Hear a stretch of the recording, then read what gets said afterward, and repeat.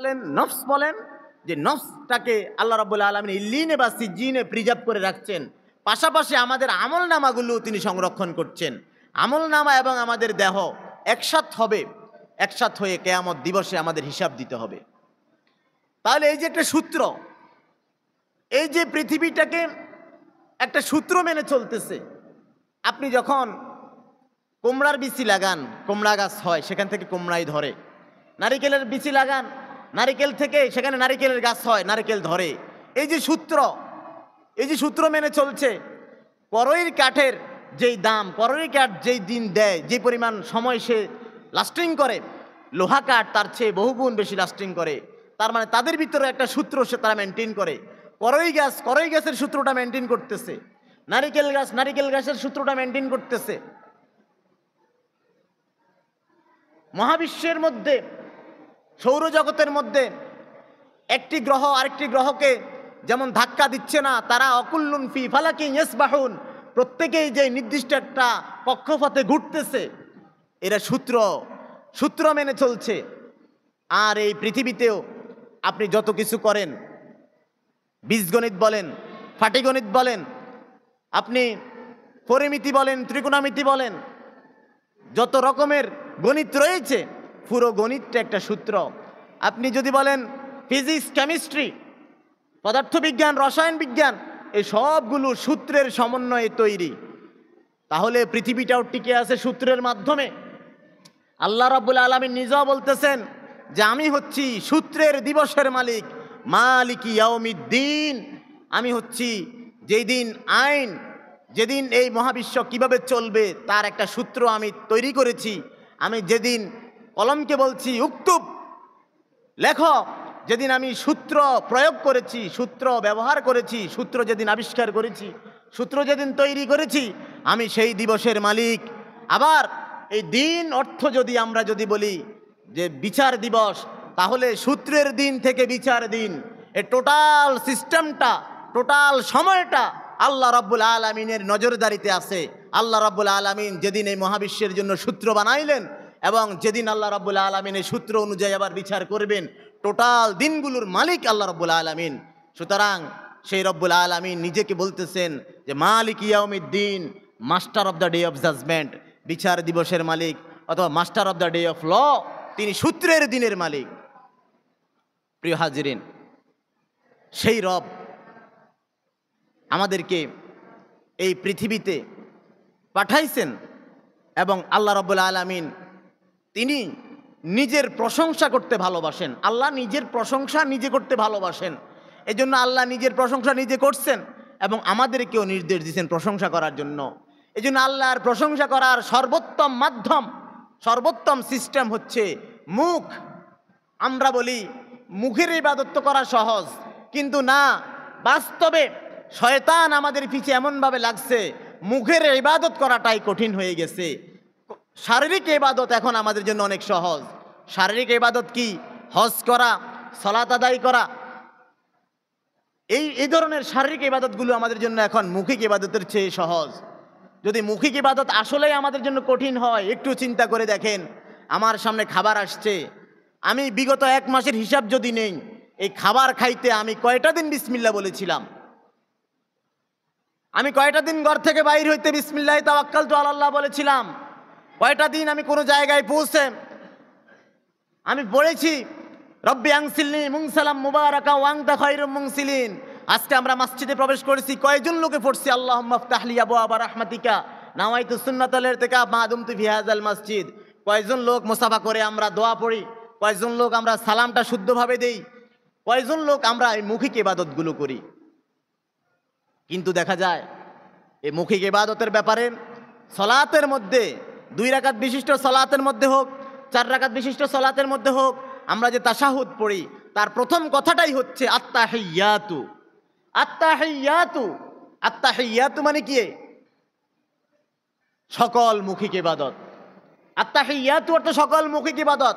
মৌখিক ইবাদত মানে কি? আমি মুখে আল্লাহর জিকির করলাম, আলহামদুলিল্লাহ বললাম, আমি সুবহানাল্লাহ বললাম, আমি আস্তাগফিরুল্লাহ বললাম, আমি মুখে সত্য কথা বললাম, আমি মিথ্যা কথা ছেড়ে দিলাম, আমি মুখটাকে হেফাজত করলাম, আমি জবানের হেফাজত করলাম। এই মৌখিক ইবাদতটা সর্বপ্রথম কথা আত্তাহিয়াতু, এরপরে বলি লিল্লাহি, আল্লাহর জন্য। তার মানে সকল মৌখিক ইবাদত আল্লাহর জন্য। সকালে ঘুম থেকে উঠে আবার রাত্রে ঘুমাইতে যাওয়া পর্যন্ত এই জবানে যদি আমরা আল্লাহর ইস্তেগফার করতে পারি, আমরা যদি আল্লাহকে স্মরণ করতে পারি, আমরা আল্লাহর নাফরমানি থেকে দূরে থাকতে পারি, তাহলে এটা হচ্ছে আমাদের জন্য সবচেয়ে বড় ইবাদত। আত্তাহিয়াতু, শারীরিক ইবাদত কবুল হওয়ার জন্য মৌখিক ইবাদত আগে কবুল হওয়ার শর্ত। আগে মৌখিক ইবাদত করতে হবে। আপনি সালাতের মধ্যে দাঁড়াইয়া যা যা পড়তেছেন এই সবগুলো হচ্ছে আপনার মৌখিক ইবাদত, এবং মৌখিক ইবাদতের সমন্বয়ে শারীরিক ইবাদতটা যখন যোগ হইতেছে তখন এটা একটা পূর্ণ ইবাদত হয়ে যাচ্ছে।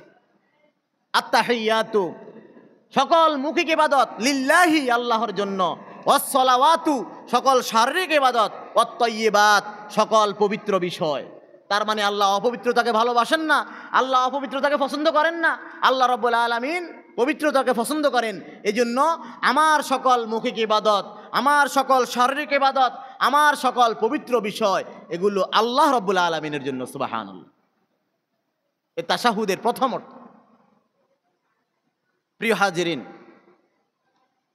এখন যদি বলেন আল্লাহ রাব্বুল আলামিন আমাদেরকে সৃষ্টি করার পরে সর্বপ্রথম যে দায়িত্ব দিলেন সেটা কি?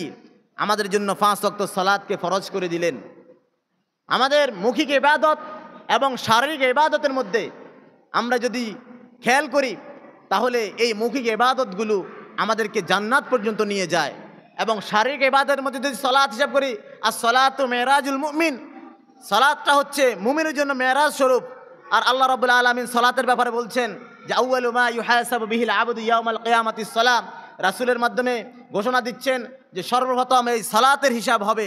আল্লাহ রাব্বুল আলামিন আমাদেরকে শারীরিক ইবাদত, এই সালাতটাকে আমাদেরকে সুন্দরভাবে উপস্থাপন করার যদি সুযোগ দেন, আমরা যদি সেটাকে সুন্দরভাবে যদি আল্লাহর সামনে শারীরিক ইবাদতে সালাতটাকে যদি আমরা উপস্থাপন করতে পারি, তাহলে আমাদের জিন্দেগির সমস্ত বিষয়গুলোকে পরিশুদ্ধ সঠিক বলে বিবেচনা করা হবে।